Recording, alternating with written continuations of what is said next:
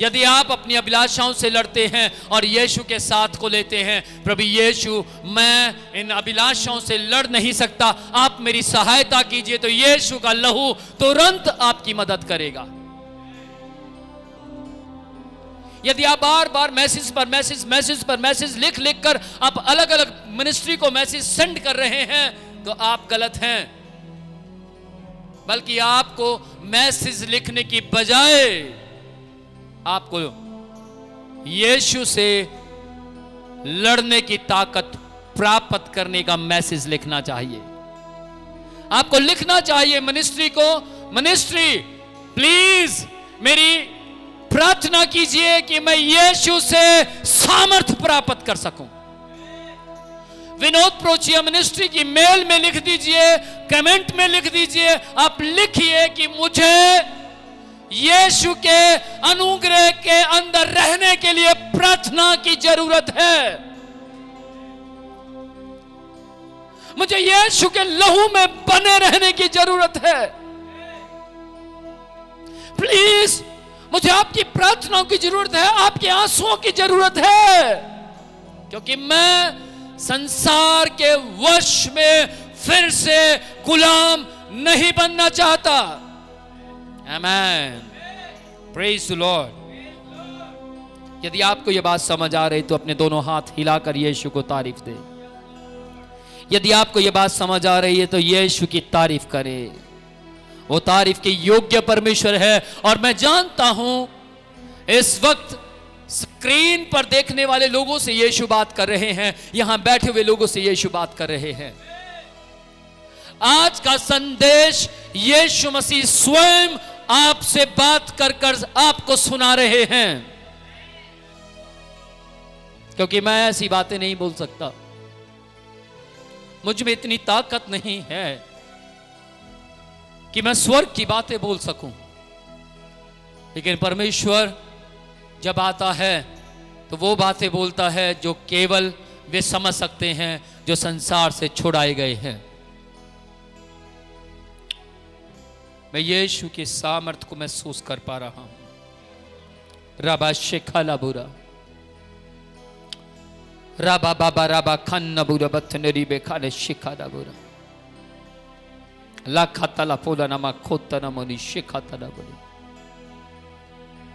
बहुत जल्द ही आप संसार का अंत देखने पर हैं, बहुत जल्द ही संसार नाश होने पर है।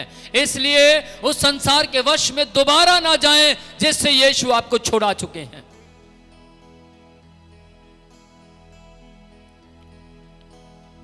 नंबर 3, मसीह ने हमारे पापों को सह लिया। आज आप देखिए, कोई किसी का दर्द नहीं सह सकता। किसी के दर्द को सहना बहुत मुश्किल है, किसी की विपत्ति में शामिल हो जाना बहुत मुश्किल है। मैं यूं कहूंगा, किसी की आपत्ति के अंदर अपने जीवन को खड़ा करना मुश्किल है। लेकिन प्रभु यीशु ने वो काम किया जो असंभव था। बाइबल कहती है मसीह ने हमारे पापों को सह लिया। हमारे पाप के कारण हमें केवल नरक मिलनी थी, हमारे पाप के कारण केवल हमें धधकती हुई आग मिलनी थी, हमारे पाप के कारण केवल हमें कीड़े मिलने थे, हमारे पाप के कारण केवल हमारी नाक में से, हमारे कानों में से, हमारे मुंह में से स्नेक निकलने थे, हमारे पाप के कारण केवल हमें मृत्यु और मृत्यु मिलनी थी। लेकिन यीशु ने आपके और मेरे लिए पाप को सह लिया।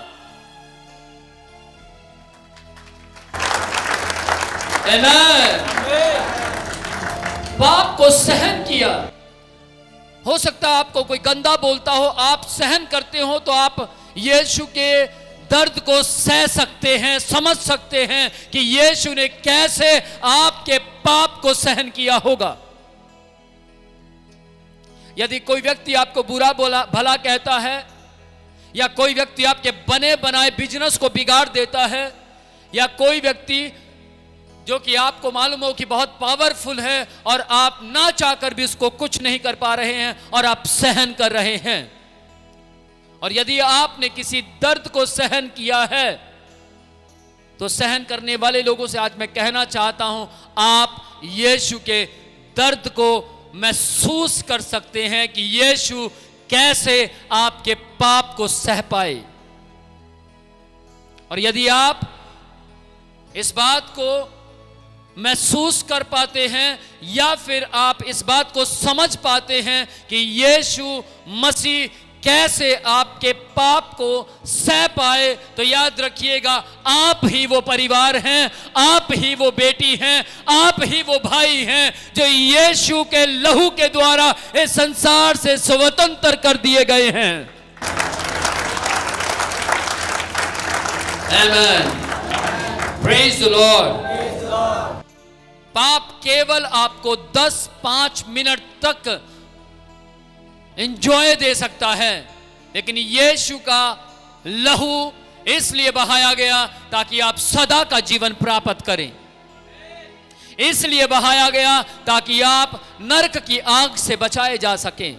इसलिए बहाया गया ताकि आपकी बॉडी को कीड़े ना खाएं, बल्कि आपकी बॉडी अनंत जीवन को महसूस कर सके। मुझे मालूम है आज का संदेश आपको समझ आ रहा है। मुझे मालूम है जो स्क्रीन पर देख रहे हैं लगातार मुझे कह रहे हैं ग्रेट मैसेज। ध्यान से सुनिएगा, ग्रेट यीशु है और ग्रेट मैसेज यीशु देता है।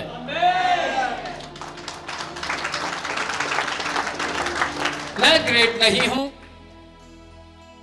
मुझे यीशु ने अपने लिए तैयार किया है। इसलिए आओ हम मिलकर यीशु के पैशन को फील करें।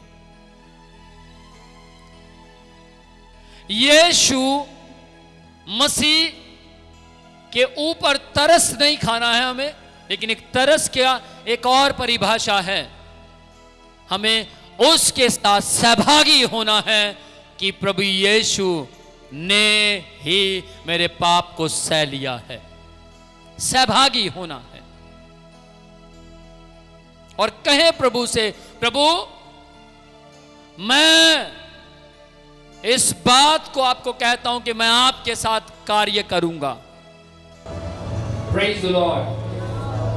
बस यीशु हमारे पापों को स्वयं, उनके खुद की मर्जी थी, उनको किसी ने ये नहीं कहा हम आ तुझे पापी बनाते हैं, आजा हम तुझे क्रूस पर चढ़ाते हैं। बाइबल कहती है, बाइबल इस बात की गवाह है कि यीशु मसीह खुद आप हमारे लिए क्रूस पर गए। प्रभु यीशु को किसी ने जबरदस्ती उठाकर क्रूस पर नहीं चढ़ाया। प्रभु यीशु को किसी ने जबरदस्ती क्रूस की मौत नहीं दी। बाइबल कहती है, पहला पतरस 2 अध्याय उसकी 24 आयत, वहां स्पष्ट शब्दों में लिखा है, वह आप ही हमारे पापों को अपनी देह पर लिए हुए। वह आप ही का मतलब क्या है? अपनी मर्जी से। उनका स्वेच्छा थी कि मैं क्रूस पर जाऊं, और प्रभु यीशु अपने चेलों से कहते रहे, उन्होंने फरीसियों से कहा कि मैं मारा जाऊंगा, गाड़ा जाऊंगा और तीसरे दिन मुर्दों में से जिंदा हो जाऊंगा। प्रभु यीशु ने स्वयं कहा, मैं वक्त आने पर तेरे लिए प्राण भी दूंगा। और बाइबल कहती है, पहला पतरस 2 अध्याय उसकी 24 आयत, वह आप ही हमारे पापों को अपनी देह पर लिए हुए क्रूस पर चढ़ गया, जिससे हम पापों के लिए मर करके धार्मिकता के लिए जीवन बिताएं। धार्मिकता के लिए जीवन आपको बिताना है, क्योंकि यीशु मसीह आपको संसार के पापों से छुड़ा चुके हैं। आपको अभिलाषा से लड़ना है, आपको अपनी अभिलाषा को बताना मैं धर्मी हूं। आपको गलत वीडियो लाने वाली दुष्ट आत्माओं को बताना है कि मैं धर्मी हूं। आपको अपने हालातों को साबित करना है कि मैं धर्मी हूं। आपको अपनी परिस्थितियों को, आपको संसार को, आपको पाप के पिता को बताना है कि मैं धर्मी हूं। आप बताएंगे, क्योंकि यीशु मसीह आपके कारण क्रूस पर गए हैं, क्योंकि यीशु मसीह आपके पाप को अपने ऊपर ले चुके हैं, क्योंकि यीशु मसीह आपके पाप को सह चुके हैं, क्योंकि यीशु मसीह आपके सारे पाप को लेकर अपनी मर्जी से क्रूस पर गए हैं। वो क्रूस पर मरे अपनी मर्जी से, और वो अपनी मर्जी से हमें आजाद करने के लिए इस संसार से छुड़ा कर गए हैं। आमीन। Praise the Lord. धार्मिकता के लिए जीवन बिताएं, उसी के मार खाने से हम चंगे हुए हैं, उसी के कोड़े खाने से हम चंगे हुए हैं, उसी के लहू बहाने से हम आजाद हुए हैं, उसी के मार खाने से हम स्वतंत्र किए गए हैं। आमीन। मुझे अच्छा लगता है जब आपको जहां आमीन बोलना चाहिए वहां आप आमीन बोलते हैं। मुझे अच्छा लगता है जहां आपको ताली बजानी चाहिए वहां आप ताली बजाते हैं। लेकिन दुख होता है जिन बातों पर आमीन नहीं बोलना चाहिए, जब आप उन पर आमीन बोलते हैं दुख होता है, क्योंकि आमीन शब्द बड़ा ही पाक शब्द है।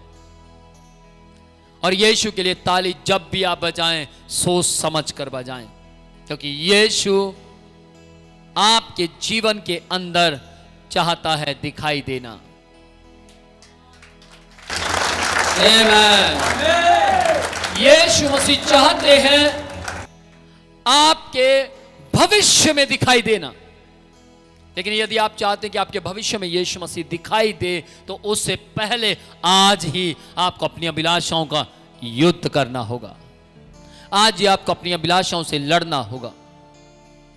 दाऊद ने बड़ा ही अच्छा कहा, यह संग्राम मेरा नहीं मेरे परमेश्वर यहोवा का है, क्योंकि अभिलाषाएं दाऊद जी को डरा और धमका रही थी। अभिलाषाएं दाऊद से कह रही थी आज तू मर जाएगा। अभिलाषाएं कह रही थी तू जीत नहीं पाएगा। लेकिन दाऊद ने तुरंत अपनी अभिलाषाओं का सामना किया और सामना कर कर कहा यह संग्राम मेरा नहीं मेरे परमेश्वर का है। लड़ तो दाऊद ही रहे थे, क्या इतना बोलने से वहां परमेश्वर दिखाई देने लगा? क्या दाऊद जी के ये बात बोलने से यह संग्राम मेरा नहीं परमेश्वर यहोवा का है, क्या इतनी बात बोलने से वहां परमेश्वर दिखाई देने लगा? नहीं, दाऊद ही दिखाई दे रहे थे। परंतु दाऊद जी ने जैसे ही कहा यह संग्राम मेरा नहीं मेरे परमेश्वर यहोवा का है, वहां पर गोलियत के शरीर के अंदर डर समा गया। गोलियत कांपने लगा। यदि आप चाहते हैं जिस संसार से आप छुड़ाए गए हैं उस पर जय प्राप्त करना, तो आप बोलिए इन अभिलाषाओं से जय प्राप्त करने के लिए मेरे साथ यीशु का लहू है, मेरे साथ यीशु का अनुग्रह है, मेरे साथ यीशु का तरस है। Praise the Lord. रोमियो 4 अध्याय उसकी 25 आयत में परमेश्वर का वचन कहता है वह अपने नहीं हमारे पापों के लिए पकड़वाया गया। ये वचन आपको क्लियर करते हैं इस बात के लिए कि प्रभु यीशु अपनी मर्जी से क्रूस पर गए। बहुत से लोग कहते हैं प्रभु यीशु अपने आप को क्यों नहीं बचा पाए? वो तब बचाते जब किसी ने उनको क्रूस पर चढ़ाया होता। वो इसलिए अपने आप को नहीं बचा पाए क्योंकि वो स्वयं क्रूस पर आए थे। आमीन। किस किस को यह बात समझ आ रही है? वो अपनी मर्जी से क्रूस पर गए थे।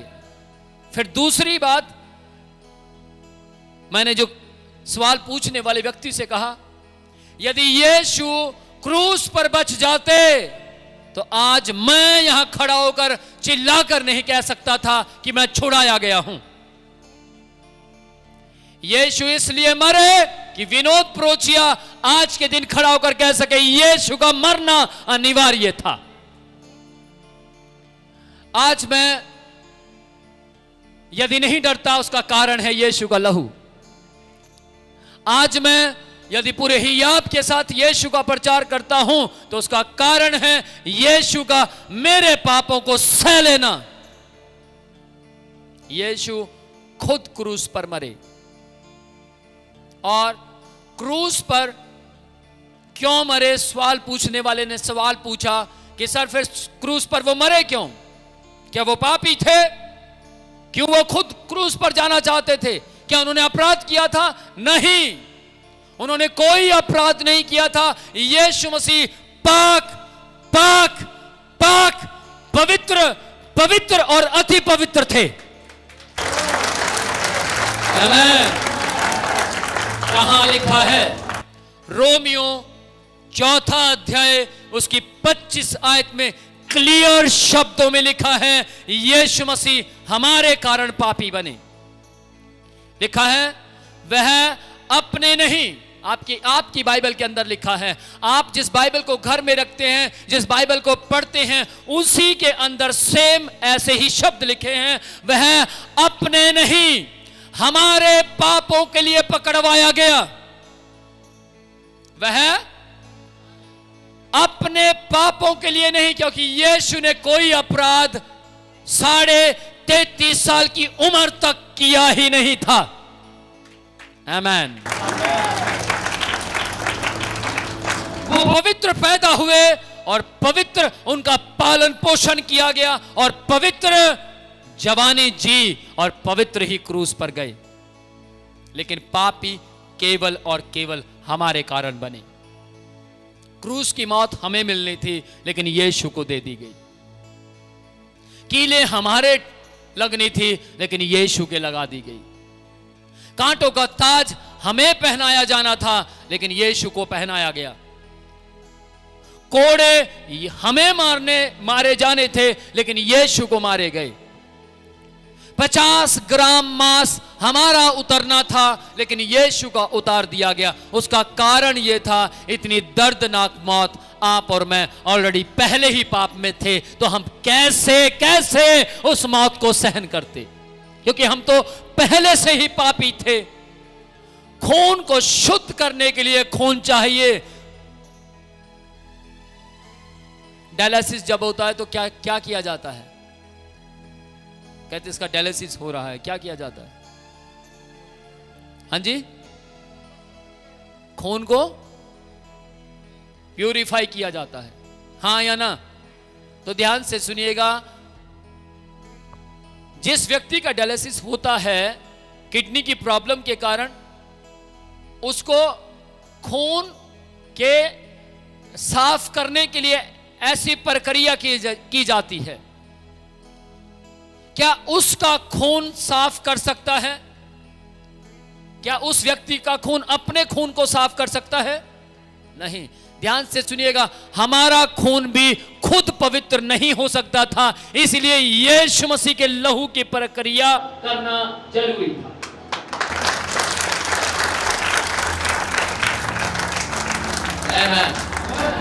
इसलिए यीशु मसीह ने अपने लहू के द्वारा हमारे खून को बदल दिया।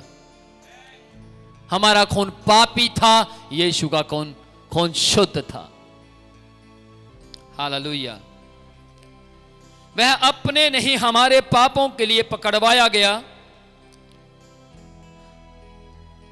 हमें धर्मी ठहराने के लिए ऐसा किया गया, ताकि हम धर्मी ठहर जाएं। सोचिए, वो हमें धर्मी बनाकर चला गया। सोचिए, वो हमें संसार से छुड़ाकर चला गया और अभी पिता के दाहिनी ओर बैठा है। लेकिन आज की तारीख तक प्रभु यीशु आपको धार्मिकता की आंखों से देखते हैं। वो आपको देख रहे हैं कि मेरा पुत्र, मेरी पुत्री, मेरा परिवार आज भी संसार से छुड़ाया हुआ जीवन जी रहा है या नहीं। मेरा परिवार धर्मी है या नहीं।